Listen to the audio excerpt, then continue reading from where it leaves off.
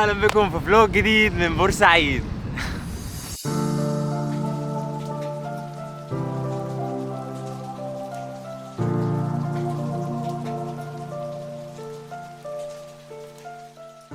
كنت مستعجل، كانت الدنيا بهدلة جدا، بوم رتبت كل حاجة.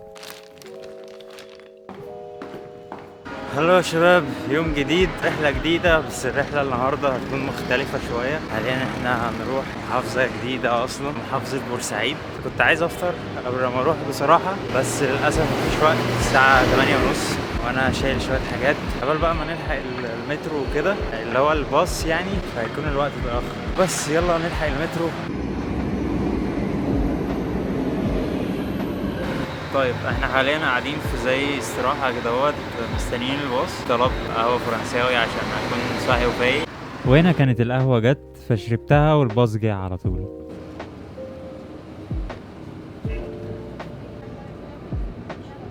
وصلنا بورسعيد في 3 ساعات بالظبط تقريبا.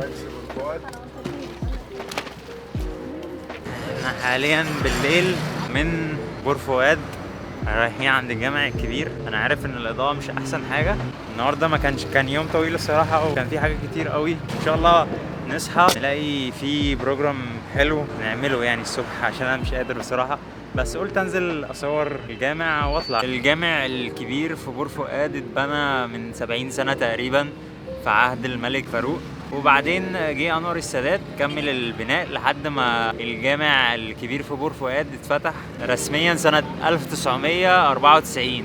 ده كان كل حاجة عن المسجد الكبير في بور فؤاد او الجامع الكبير في بور فؤاد. فان شاء الله بكرة لما اصحى يبقى في حاجات تانية تتعمل، لان النهاردة كان يوم شاق بصراحة. كان كل يوم بدور على الشقة اقعد فيها وكده.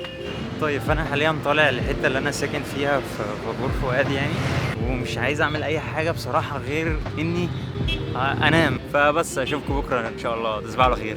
يلا يا شباب، صباح الخير. لسه صاحي حالا، الساعة حاليا 12:05. النهاردة هنعمل حاجات كتير. حاليا هوريكم الشقة اللي انا قاعد فيها. ده السرير، اوكي، في سرير تاني وفي مروحة. ديت الصالة، ودي روم تانية. التلاجة فيها أكل كتير جدا. أنا مفطرتش فأجيبها أفطر. وغسالة أنا معرفش بتشتغل ازاي، بس تمام. حمام كله بينك في بينك بس. اوكي، انا حاليا نازل وهنروح البحر النهارده ان شاء الله. اوريكم الفيو عامل ازاي. هنقعد شويه نستجم. يلا بينا ننزل. غالبا هاخد تاكسي لانه بعيد شويه، مش بعيد قوي يعني، بتاع 10 دقايق مثلا او حاجه زي كده. اوكي، هلو يا شباب، احنا وصلنا عند بحر بورسعيد بعد ما ركبنا التاكسي. كان سواق عسل قوي بصراحه. هنروح نقعد شويه وممكن نلعب كوره مع حد او حاجه زي كده يعني. بس ده بصراحه افضل بحر شفته يعني. احنا حرفيا في 7 مفيش حد خالص يعني، مفيش زي اسكندريه في ناس كتير جدا. هنقعد على اي حته نخرج الطاقه السلبيه اللي جوانا يعني.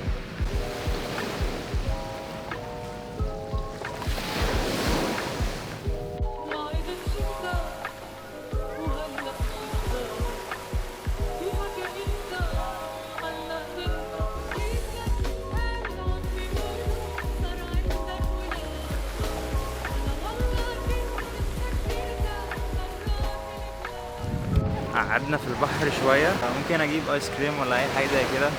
نلاقي ناس نلعب معاها كورة، نروح نلعب معاهم كورة. ممكن اي حاجة تحصل يعني. اشوف الدنيا هتاخدني على فين في هذه السواحل الجميلة. فجبنا ايس كريم، والايس كريم كلها بتسيح على ايدي، بس ثانكس جاد انا معايا مناديل يعني بعرف امسحها. لقيت ملعب طايرة، بس مفيش كرة طايرة، مفيش حد العب معاه طايرة. فهحاول الاقي الاتنين. انا بحب الطايره بصراحه، بحب العبها بس ما بعرفش العبها، بس بحبها يعني فاهمين قصدي ايه. بس رايق على فكره يعني. انا خلاص خلصت الشوط، قعدت فيه كتير بصراحه لحد ما تعبت، مبقتش قادر. بعد الكوتشي وهلبسه وانا طالع بره. الرمل سخنة قوي بجد. واللي ما يعرفش، ففي كافيه في بورسعيد زي ستاربكس بالظبط، حرفيا واخد كل حاجة يعني. مش واخد اسمه، بس واخد كل حاجة فيها. اوريكم دلوقتي حتى اللوجو بتاعه. يلا بينا نخش نطلب ايس كوفي. جلال كوفي كان زحمة ومشغل ميوزك عالية قوي، فروحنا مطعم ابن حميدو. شباب احنا حاليا عند ابن حميدو وهنجرب أكلة سمك. اي ثينك ان الأكل هناك هيكون لطيف شوية، ودي أول مرة أجرب أكل سمك من مدينة ساحلية في حياتي يعتبر. استني بقى الفير اكسبيرينس أوريها لكم عاملة ازاي والأكل هينزل عامل ازاي وكده. طلبت جمبري ورز، فيلا بينا. حطولي ويلكم درينك، كان عبارة عن عصير ليمون فريش زي ما انتم شايفين كده، ودي كانت حاجة جميلة قوي. وده الطبق اللي انا طلبته، كان عبارة عن رز زي ما قلت وجمبري، بس كان طعمه تحفة، بلس ان كان في كولوسلو عليه ديكوريشنز اورنج، ودي كانت حاجة لطيفة قوي. الجمبرية اللي انا طلبتها طعمها جامد وكبيرة كده، like بعد ما خلصت اكل نزل كوبايه فواكه فيها قطع فواكه صغيره متقطعه، ودي كانت حاجه لطيفه قوي مش متوقعه. ايه ده، انا اعرف الف اغنيه. بعد كل الحاجات اللي هم نزلوها لي ديت، كان لازم اصور المطعم عشان بجد الاكل كان تحفه والخدمه ممتازه، وارشح لكم جدا ان انتوا تزوروه في يوم من الايام لما تيجوا بورسعيد. فتوتال التجربه هتاخد 10 من 10 وبوسه. كان معانا عمو احمد. تسلم والله، المعامله كلها كان نورتنا والله. عايزين نورت بورسعيد وابن حميدو كله. ربنا يخليك حبيبي حبيبي زين. بعد كده رحت اصور الغروب من الشاطئ، فصورت الشوت ده. السما بجد كان شكلها حلو قوي. وبعدين لقيت ناس العب معاهم كوره اخيرا، فلعبت معاهم كوره شويه وبعد كده مشيت. اوكي، احنا هنا عند محل التوحيد قدام المعديه، هناكل كاساتا. بعد ما اكلت الكاساتا كان طعمها جميل جدا، روحت البيت نمت. وده كان شكل المسجد الكبير في بورفؤاد الصبح.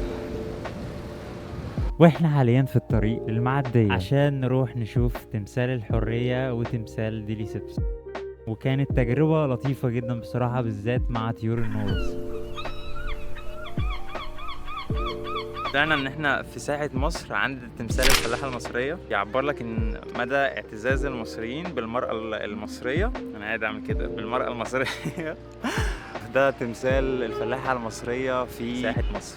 وده كان زي باب قناة السويس، شكله كان حلو فقلت اصورها لكم. احنا اوفيشلي حاليا عند تمثال ديليسيبس. التمثال ده اتبنى سنة 1899. بيقولوا ان هو صاحب فكرة مشروع قناة السويس، بس نزلوه في العدوان الثلاثي، فبقى فيه زي القاعدة بتاعت التمثال بس. تعتبر حاجة تاريخية، حاجة مر عليها بتاع 200 سنة ولا حاجة زي ده. ايوه تقريبا 200 سنة. ده هو تمثال ديليسيبس، او خلينا نقول قاعدة تمثال ديليسيبس. واحنا في الطريق لمسلة بورسعيد لقيت القطة العسولة ديت، فقعدت العب معاها شوية. دي كانت مسلة بورسعيد موجودة في وسط بورسعيد، وهنلاقي برضو نصوص تذكارية للشهداء اللي كانوا في العدوان الثلاثي، لأن كان المقاومة من بورسعيد. وهنلاقي في ساحة المسلة أشجار كتير قوي وحمام برضو كتير قوي وأنواع مختلفة والناس بتأكلهم. امسك حبة. طيب. وبكده ده كان يكون يومي النهاردة في بورسعيد، وأنا حاليا في الطريق مروح. فأشوفكم بكرة. دايما أنا رايح أتفرج على فيلم وأنام. أول حاجة نعملها إن إحنا نغير هدومنا دي. تاني حاجة نعملها إن إحنا نعمل أكل. أوكي، فهنحط شوية شيبسي على الفطيرة. We have the best dinner. يعني ديت الوجبة المفضلة، ولا أحسن سندوتش ولا مش أحسن سندوتش؟ بالله أخي الكريم، أحسن سندوتش ولا مش أحسن سندوتش؟ أوكي، أشوفكوا بكرة الصبح. باي. صباح الخير. أنا صحيت، فحاليا إحنا هننزل أخيرا ونشوف جبل الملح. يلا بينا قبل ما يقفل. أوكي، إحنا وصلنا عند جبل الملح، داخلين له كده. احساسك كانك قاعد زي في القطب الشمالي او حاجه زي كده. فاصور لكم كام شوت. كل ده